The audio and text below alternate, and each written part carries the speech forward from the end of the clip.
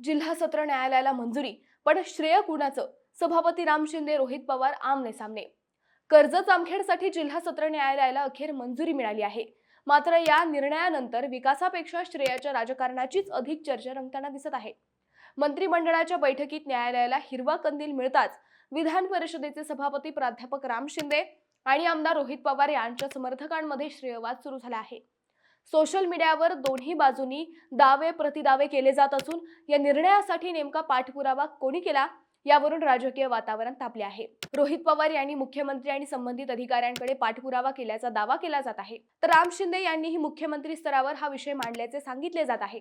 विशेष म्हणजे कर्जत, जामखेड आणि श्रीगोंदा तालुक्यातील नागरिकांना आतापर्यंत न्यायालयीन कामासाठी श्रीगोंद्याला जावे लागत होते. त्यामुळे नव्या जिल्हा सत्र न्यायालयाच्या मंजुरीमुळे नागरिक, वकील आणि पक्षकारांमध्ये समाधानाचे वातावरण आहे. मात्र या निर्णयाचे राजकीय श्रेय अखेर कुणाला मिळणार याची चर्चा आता चांगलीच रंगली आहे.